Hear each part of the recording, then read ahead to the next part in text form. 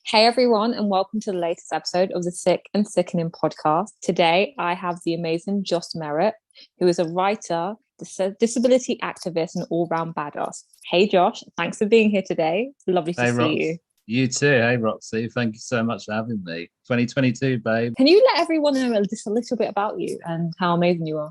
I don't feel like I'm active enough to call myself an activist, but yes, I'm definitely a disabled and disability activist. I'm a writer, I'm a director, apparently an actor, although my skills might sort of bring that into question, but we'll see how that goes. I've been commissioned with like BBC, funded by Arts Council numerous times to do plays and films, commissioned with various theatres. Going right back. I mean, I've been working in the industry for over, I remembered this the other day and it kind of worried me a bit, over 10 years now. Wow, that's incredible. I've had, like you and I discussed earlier, but I mean, it's just life as well in general, but I've had peaks and troughs, so I haven't been like consistent the whole way through. You know, I've had sort of like periods where I've kind of disappeared off the map for a bit because of health As issues. we all do. Yeah, exactly. Everyone. It's not just we live with disabilities at the end of the day, so our life is not exactly take the same trajectory as everyone else. Yeah, that's it. It's different, isn't it? So it's only recently I feel that the rest of the world is kind of adapting to our routines and kind of starting to understand, whereas like even just 8 years ago, you know, or less, it was kind of like you were just made to feel like an outsider if you struggled. For the people that are listening, like, what is your disability? Because obviously everyone knows I have MS, but what is it that you deal with day to day that makes your journey slightly unique, especially working through television? Yes, well, I mean, I'm autistic and dyspraxic. So I've been diagnosed with both of those, for which I believe is quite unique in a way. I've been diagnosed for over 30 years now. So I was diagnosed when I was 2 years old. And wow. which cost my mum a lot of money. I think she said it was like, in today's money, it was like the equivalent of 10 grand. She was told, actually, and this I forget I won't name obviously, but he was supposedly like the world leading specialist or one of them in autism, and basically told my mum not to expect too much from me, and kind of just like that I was a write-off. Well, Josh, I think you proved them wrong, babes. You know it. Well, my mum is very proud of me, and she knows she always knew that wasn't true. She always knew that was rubbish anyway. So God bless her for that, for believing in me. For the viewers, I want them to know that basically last year we met on the amazing show that is called When Barbara Met Alan. That's coming out tomorrow at 9 p.m. on BBC Two. Yeah. My favorite name is Piss on Pity. And yeah, see, Josh got it too. And then you've got Disabled People Don't Vote Tory, and obviously another Dan says Piss on Pity. I'd say everyone don't vote Tory, but yeah. Well, I agree. Absolutely. But especially us, because hey, our rights matter. Nothing about us. Nothing about us without us. Nothing about us. No, don't say nothing without us. No, I've messed it up now as well. Nothing about us without us. Yeah, you got it right the first time. Anyway, sorry, I interrupted you. You were going to make it very. No, it's fine. It's totally fine. That's just the beauty of us two talking. How are you feeling about this coming out tomorrow? Are you excited? I am very excited. As I was mentioning to you earlier, I'm extremely excited. At the same time, it's very much a turning point in storytelling and the industry. So when you love something this much, a project, and you care about it and are so passionate about obviously the subject matter and improving accessibility and rights for, you know, well, in general, but for disabled people, it's you worry, you worry that any number of things could go wrong, and it might not take off, or it might not strike a chord as you hope it would. But it feels like everyone, like you said to me, knocked it out of the park and was on their A game, A plus plus game, and the reviews have been amazing. Yeah, they have. It's like, well, I was in the shop the other day, and so we were on the cover of The Guardian, which is amazing, on the cover of the Saturday edition, of the What's On guide, and then a very arrogant, well, not arrogantly, I suppose it is a little bit arrogance, but also found that we're in the Radio Times. So I bought a copy of that. We're also in all the TV mags, so like Ferguson, Reese, Pantry, they're in What's On TV. There's a lovely photo of them in there with the Rights Not Charity sign, and Liz is in there. And then we're just basically everywhere. And then I saw Bruce, our director, Bruce Goodinson, or co-director, because obviously Amit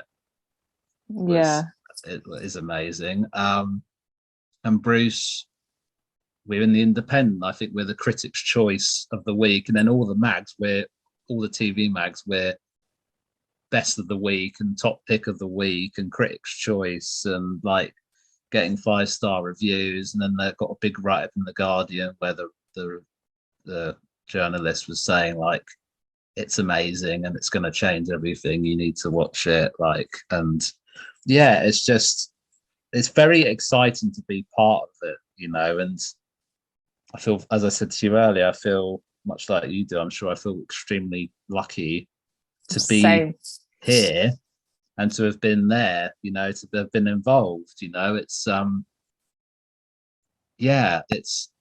quite beautiful. It's very beautiful. Like, I've met you and such amazing people, and the funny thing about all of us is that we're activists in our own right, and we've been able to connect. I love the fact that it's written by disabled people about a disability revolution that's never been televised before, that I didn't even know existed, and I do disability rights. This is a story that needs to be told. Barbara is amazing. We've met her in real life. She's incredible. Lovely woman to talk to. And ultimately, we need to share a story, because there's still rights that we have to fight for. And it's nice to see how she went about it, so that we can figure out what we need to do to continue this, and also to share her story, because she's a revolutionary. She's the punkiest punk ever. Like, she's pushed something when no one else was doing it, and that to me is like the most incredible. You've got to champion that person. You've got to share that story, because we have rights. We can survive. We can get to a job. We can have money. We can get on a bus and get on transport because of her. And without her and Alan and all the other people that were involved in that revolution, because there's many people that there's too many names to name, we wouldn't be able to do that. And it wasn't that long ago. That's the crazy thing about it. It was only in the 90s. I was alive. I know. I was 6. I mean, it's like, the thing is, I said to them, because I feel like I haven't expressed it enough to, especially Barbara and Alan, but I said to them the other day, I said, we wouldn't be here if it wasn't for you, and obviously, and I said this before, like when I came on the project, I was like, I was 6, and I was like, if it weren't for them, my life might have been very different, the trajectory of it. And I mean, like, we got to work, like Barbara was, I mean, that's proper punk, because you're not doing it as like a trend or a fad, you're like, the risk of it is that starting a revolution is that you're on your own, and you're starting out with probably not that many people on your side of believing you, and your job is to change their minds, which Barbara and Alan totally did. And that's real punk, because you're not doing it for any other reason. They're pure reasons. I mean, Alan, I only know Alan through Facebook, but he seems really lovely as well. And Barbara was on Woman's Hour on Radio 4 with Ruth. I don't know if you've listened to that yet, but no, they were both on. I'm going to listen to that tomorrow on my head. I'm going to take it with me when I go out. But it's just, and then we were so lucky to work with, like Matt, Matt Fraser. Matt Fraser and Liz Carr, who were original Dan activists, protesters were actually there in the original process. And I mean, like, and we had about 10 or maybe 15 of the original Dan activists, Direct Action Network. They were there with us as supporting sharing artists stories. as well. The Yeah, stories that we stories. sat over breakfast just listening to was just so like, oh my God, like all you do is walk around and again, thank you, I appreciate you, thank you for doing this, like you're the most amazing people. And really and truly, I'm eating breakfast and having rights, and people care about my life and the fact that I even exist because you all fought for something that no one cared about back then, you know. Yeah. And I don't want to say too much, I don't want to ruin the story for other people that may or may not have seen it, but like, if you haven't watched it and you're listening to this, absolutely go and watch it, no matter what country you're in, because it's incredible. And you'll never believe what someone in a wheelchair can do. I know, I was quite amazed. It. I know, and like the people with crutches, you know, like it's like, you know, I can believe, like a good friend Marcus, you know, Marcus, when we were doing the Marcus is amazing. Yeah, Marcus Wolf, and he's he's absolutely incredible. And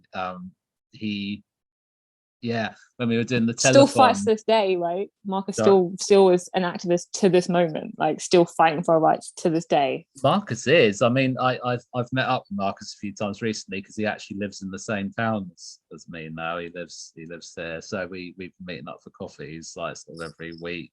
And he was he was telling me the other day, before I tell that story, the on-set story, the sexy story, he was telling me that it was only like 20 years ago he was being told by directors, you know, when he was trying for acting roles, because he's very much a polymath as well, you know, like us. He does lots of different amazing things, and he said it was only like 20 years ago that he was still being told by directors, sorry, we don't want any cripples in our productions. Like, you know, it's like, I love those ableist words. Oh yeah, what cripples. Well, I love the fact that, much like, you know, like you said with the queer community, that was a derogatory term, that was a slang insult, and the community reclaimed it as their own. We reclaimed it, right? Our group name's like the best. Yeah, I know. What WhatsApp group? Yeah, Walker's Crips. Walker's Crips. Who came up with that? Was that Reese? If it wasn't Reese, it was Tom. One of the two, though. Yeah, I wouldn't be surprised if it was Tom House. Yeah, no, it's just Walker's Crips. I love that. I told someone that yesterday, and they laughed, and it's very good fun. And it's and so Marcus said, which is, you know, same Crips. You know, we've reclaimed that. NeuroDivergent, you know, was very much, I mean, it was established by, I forget the lady, I think it was a lady, I forget the lady's name, not that long ago, but the community, we kind of sort of claimed it as our own. Although I've interestingly just noticed in the last couple of weeks that there now seems to be some distinction forming between neurodivergent and disabled, like people consider them separate. And I'm not sure how I feel about that. It doesn't work for me because I have MS. So to be honest, like, it's a brain disease really, and it affects my cognition and also creates black holes and lesions in my brain. So I'm both neurodivergent and disabled. So as much as people want to make them different, some people actually have both those things as an issue. So yes, it's the thing about terminology and language, and even the thing about being called disabled or person with disability is very personal to how you want to be addressed. And that's the thing about, same with pronouns, you ask someone what works for them, and then you honor that. Do you know what I mean? I agree. I think, and that's what people are, and actually the TV industry has been really good with that for the last couple of years. Even just before COVID, I found that they were sort of like they were very, you know, access requirements and saying, oh, what do you prefer, and just sort of. And I agree with you. It's always, there's nothing wrong about being respectful. You know, I think you know, you can't sort of care or ask too much, I don't think. I mean, until someone goes, you know, shut up, I'm fine, leave me alone. You go, you're right, you sure you're all right. But yeah, yeah, like with Marcus, when we were doing the telethon, we were filming on Southbank, we were filming I don't know if this is a spoiler.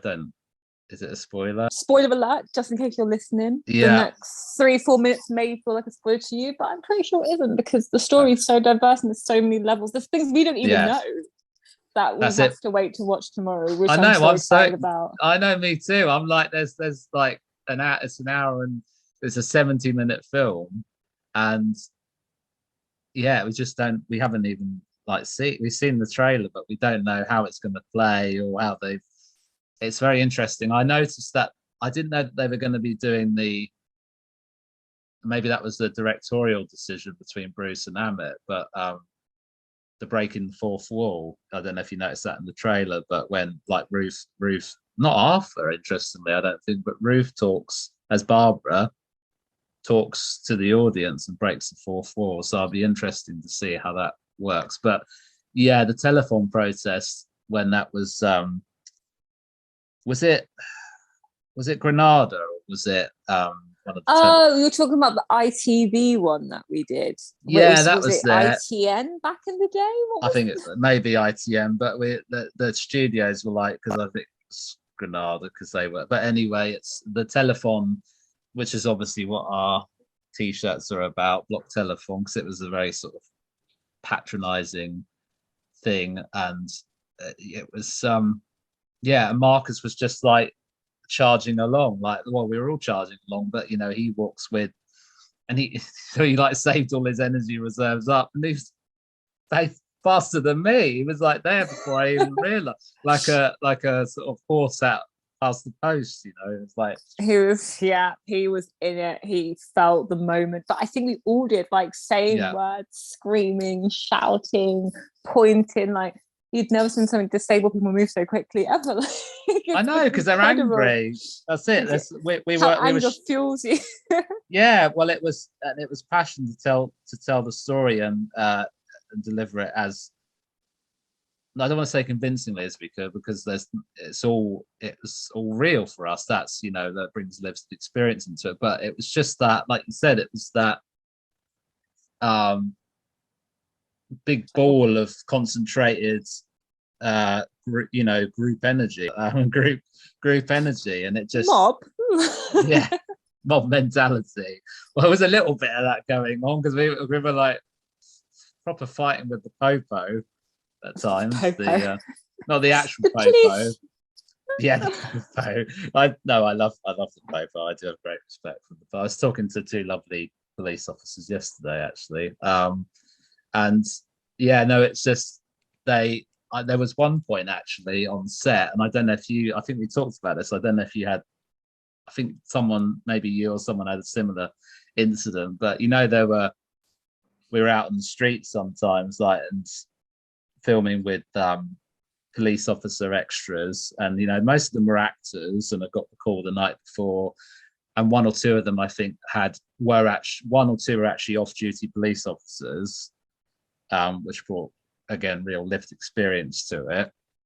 And the problem is we were out in the streets at one point, and it was quite public, so I went and sort of gave grief to these two officers, and I was and I wrestled with one of them, because they had walked kind of into shot, and they were like, no, someone told me no, and they were actual police officers that were just on duty on the beat, and I was going like that. I was going, you goddamn Rozzers, like that, and calling them Rozzers, because I was trying to be as 80s, 90s. Yeah, I was shouting Rozzers a lot. I don't know if you remember me shouting Rozzers. But well, I had a lot of swear words, a lot of Rozzers, a lot of piss on your pity, and a lot of middle fingers, and a lot of canes in the air. Oh my god, the canes! Yeah, well, I mean, when they had the barriers up at the telephone protest, and and then lots of canes getting whacked on people and shoved through the fence and stuff. Yeah, they were all really good sports though, weren't they? And they were really interested in, because they'd come in at the last minute, so they didn't know necessarily what it was really about. They had a rough idea, but they really wanted to know, and they were oh, it's really great that this is happening, you know, and they wanted to talk to us about it and learn. And they just were like laughing with us. You know, we were all it was really fun. That was one thing. I know it was stressful and very hectic and COVID stuff, but it probably wasn't fun for the assistant directors and that. But that's what I remember largely is the fun and the enthusiasm of it all, and all of us. It was incredibly fun. It was like a few weeks of just good vibes, beautiful people, down to the directors like Emma and Bruce, Bryony, Matt, Ruth, Arthur, Reese, Fergus, Pippa.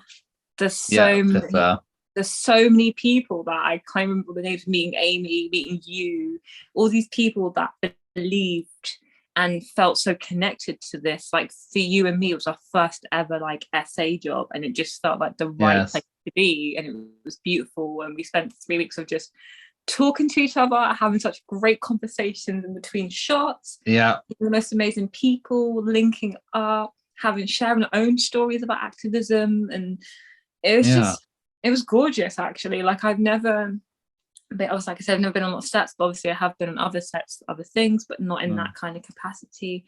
And even down to the ADs, just how everyone understood the like accessibility needs of everyone, and made sure that we had the food and the spaces, the places they hired to store us.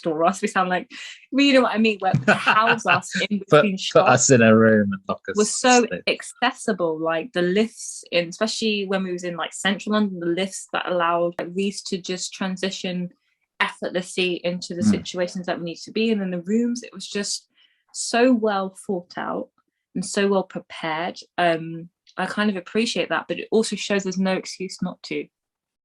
This is it. And I think for younger Josh, I don't know about younger Roxy, but also seeing a show like that, an actual, you know, actually disabled people in it would make me feel not so alone. And I think, as we said, you know, it's disabled and non-disabled. It's just a show about, it could be any community. It's like, it could be anyone. It's about camaraderie and family, you know, and everyone can relate, even if you can't relate to the subject at first least of disability. Everyone can relate to the idea of activism and protest, you know, like love. And love and sexy sex time. Everyone loves a good sex scene. Sorry. The point is, Josh, we're not invisible, and you know that's my hashtag. We are not invisible, because we're not invisible, and we need more visibility, and we need more people sharing our stories because they're valid. And to be honest, any disability activism or access that's created benefits everyone, disabled or not. So little Roxy was absolutely stoked to be on there. For one, was like, oh my god, this feels like so right for everything I did, being misdiagnosed, having to fight for like my own condition, and the visibility, and also the visibility for people of color in a disease that was seen as so white and only female based, because I fight for guys too. I just hope that this allows someone else to be like, you know what, I'm worthy, I'm incredible, I can be punk as hell, I can fight for what I want, I deserve space, awareness, accessibility and beauty. And I hope that people see the need to share more of our stories on TV, and to champion people like Ruth, and to continue to create better change for us, because we absolutely deserve it, and we're incredible, to be honest. And that's not me just saying that, I just think we are. And it's not inspirational porn, but when you watch this story and you see what people are up against, and the fact that they still went through it, and they use comedy and music as a tool to create what they created,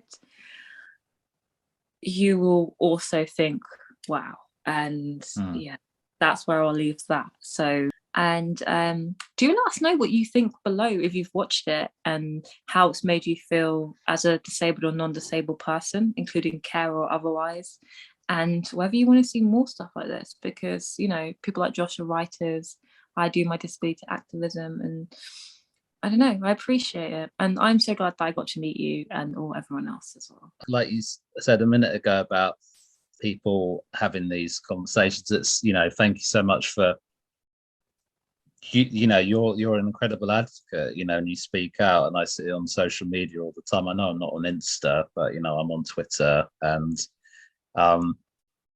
may I also recommend to shout out to 2 other amazing disability organisations as well, in case people Absolutely, please do. So there's DANC, Disabled Artists Network Organisation, community, sorry, I just completely got the abbreviation wrong. They're absolutely amazing, and they're really, like, they've been changing the industry for a long time, and they're extremely well connected. Lots of great webinars, amazing people, and also deaf and disabled people in TV, which is actually was co-founded by our very own Bryony Arnold. Yeah, I follow them both, and the amazing Yes. opportunities and talks that I've been like watching and listening, and I get a weekly email from both of them, and they're full of such great material. So if you don't follow them, anyone listening, I would suggest following them. The amount of empowerment that you can see, the amount of opportunities, and just the people involved in general are just amazing people just to watch. This is going to be incredible, Josh, isn't it? It's going to be absolutely a complete barnstormer, I reckon. And I'm really ashamed of myself, because I wonder what the sex scene's like. You know, I'm just, I'm just like, I think in TV, like you said, it has been done, but I think maybe not with this much. It's come at a real, I don't want to say moment, because that might take away from it, but the importance of it and the impact. But it feels like perfect timing. You know, it just feels like it's created this kind of moment. And one last thing I'll leave you with, because this will make you happy, I know, after what you said earlier. They're actually using them Barbara McAllen now. I think officially it's being used as a to feel like they're learning from it for other TV productions. They're actually there's a big document that they're making for other like production companies and stuff to learn from. So that's incredible. And there's one more shout out to Jack Bowman, because you know what, he's changing the scene, not alone, but he deserves every bit of recognition that he gets, because it's not an easy feat, and it takes a lot of time, dedication, and he's put it all in. And his talk after this, when we shot this, was so oh my god, beautiful, and made me cry a little bit. I'm not gonna me lie. too. And I appreciate him for doing that, his honesty of not doing enough, and then all the beauty of him creating what he didn't do before and making it so much better. So thank you, Jack. And he's been, like you said, the Mataga lecture, and it's just, it was incredible and so moving, and literally that shifted the industry. I felt it and I saw it firsthand. Literally the next day, it changed. Everything had changed. Like, and you know, Netflix, BBC opened a fund to commission new ideas from disabled writers. All the broadcasters like Channel 4 who were already great anyway and actively involved in that regard, were like posting, you know, press releases saying we're going to commission more. We're making, you know, we're intending in the next year we're going to commission more disabled writers and dramas. And Jack's incredible. And yeah, thank you, Jack. Well, I'm going to end it with you, Josh. Thank you for being sick and sickening, for being here today with me to discuss my favourite title, Piss on Pity, because you know, that's punk as hell, and that's how we like to end life. Punk as fuck, because we can swear on this podcast. Piss and Pity, Block Telephone. Watch it tomorrow, 9 p.m. on BBC Two. And if you're watching this on delay or after the fact, iPlayer. And if you're in another country, Netflix. Let us know what you think. Follow Josh on Twitter. I'll put his details below. Follow me. Follow the story. And next time we'll be talking about that amazing sex scene in it. Yes. And I'll see what everyone thinks. From my heart to yours, Josh, thank you very much. Love you, babes. I can never do this. I can do that. What does the light? So love and light. You got the nails for it, though, babes. I do. That's why I put them on, babes. You're doing your I kitty appreciate you. Thank you so much. I appreciate you, and you're making a real change, and you've made a real change in my life because I love you very much, and you've become a great friend.